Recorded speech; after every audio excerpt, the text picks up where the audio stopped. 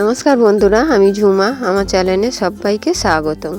প্রতিদিনের মতন আজকেরও আরও একটা রেসিপি নিয়ে এসেছি বন্ধুরা আপনাদের সামনে। রেসিপিটির নাম হলো গাজরের হালুয়া। তা গাজরের হালুয়া আমি কিভাবে বানাচ্ছি আপনারা অবশ্যই রেসিপিটি দেখবেন। দেখে যদি ভালো লাগে একটা লাইক, শেয়ার, কমেন্ট করতে ভুলবেন না। আমি এখানে 1 কিলো গাজর নিয়েছি। গাজরগুলো গাটা আজকে ছাড়িয়ে নিয়েছি, ভালো করে ধুয়ে নিয়েছি। আমি একটা ছোট গিটারে ভালো করে ঘষে নেব গাজরগুলো। এইভাবে সব গাজর আমি ঘষে নেব।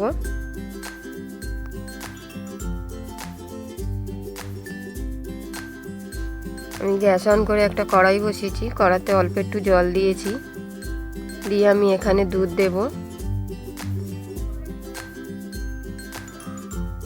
আমি এখানে 3 প্যাকেট দুধ দিয়েছি। 3 প্যাকেট মানে 1.5 লিটার দুধ আছে। গাজরগুলো আমি সব ঘষে নিয়েছি। অন্য একটা কড়াই বসিয়ে আমি গ্যাস অন করে দিয়েছি। কড়াটা যখন গরম হয়ে যাবে 1 চামচ আমি ঘি দেব। ঘিয়ের মধ্যে আমি 2টো তেজপাতাটা যখন একটু কালার চলে আসবে, সুন্দর একটা গন্ধ বেরোবে, তখন 3-4টে এলাচ ফাটিয়ে আমি দেব। এলাচটাও হালকা ভাজা হয়ে যাবে, সুন্দর কিন্তু গন্ধ বেরিয়েছে। তারপরে আমি গাজর যে ঘষে রেখেছিলাম, গাজর ঘষাটা দিয়ে দেব। দিয়ে ভালো করে আমি গাজরটাকে একটু ভেজে নেব সুন্দর করে। গাজরের যে জলটা বেরোবে, জলটাকে আমি টানিয়ে নেব। গ্যাসটা এখানে আমি বাড়িয়েই দিয়েছি।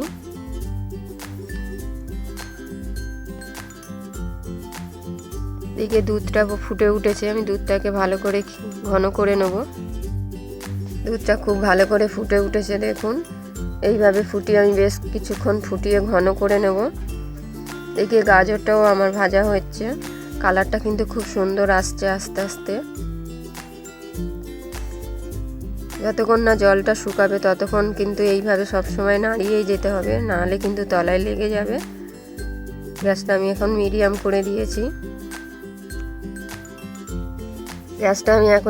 করে দিয়েছি। গাজরটা কিন্তু আরও একটু শুকাবে। এদিকে যে দুধটা বসিয়েছিলাম বেশ কিছুক্ষণ ফুটেছে, ঘন হয়ে গেছে। গাজরটা যখন জলটা শুকিয়ে যাবে তখন ওই দুধটা আমি দিয়ে দেবো।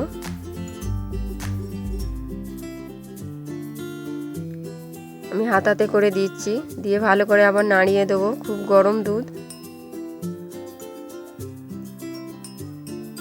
আস্তে আস্তে দুধটা আমি পুরোটাই ঢেলে দেব। আমি 1 কিলো গাজরে আমি 1.5 লিটার দুধ দিয়েছি। আপনারা চাইলে আরও বেশিও দিতে পারেন, কিন্তু বেশি দিলে ভালো খেতে হবে, টেস্টি খেতে হবে। অনবরত কিন্তু নাড়তেই হবে, তলায় না হলে লেগে যাবে। আমি কিন্তু নাড়ছি বারে বারে। দুধটা কিন্তু অনেকটা টেনে গেছে, এইভাবে কিন্তু টানিয়ে নিতে হবে। গ্যাস মিডিয়াম করে দিয়েছি। আমি এখন যে তেজপাতাগুলো দিয়েছিলাম, তেজপাতাটা আমি তুলে নেব। তেজপাতার যে ফ্লেভারটা বেরিয়ে গেছে, আমি পাতাটা তুলে নিয়েছি। আপনারা এইভাবে গাজরের হালুয়া বানিয়ে রেখে দিতে পারবেন, যখন ইচ্ছে হবে তখনই বের করে করে খেতে পারবেন। মানে 8 থেকে 10 দিন রাখা যাবে।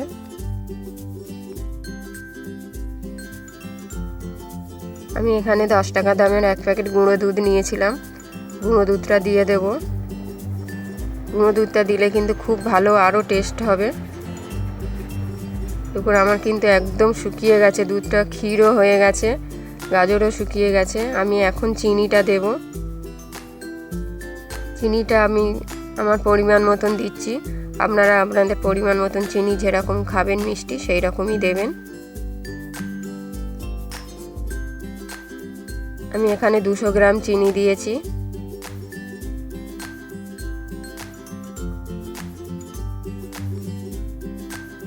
দিয়ে ভালো করে আবার আমি নাড়বো।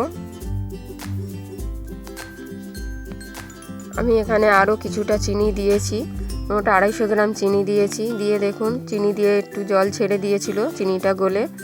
আরও কিছুক্ষণ আমি ভালো করে নাড়িয়ে নেব। এখানে কিছুটা আমি বাদাম দিয়েছি, কাজু কিশমিশ আর কাঠবাদাম দিয়েছি, আপনারা চাইলে আরও কিছু দিতে পারেন। দিয়ে ভালো করে নাড়াচাড়া করে নেব। একদম শুকনো হয়ে গেছে, খুবই ভালো গন্ধ বেরিয়েছে। যখনই সুন্দর গন্ধ বেরাবে মনে করবেন যে গাজরের হালুয়া হয়ে গেছে।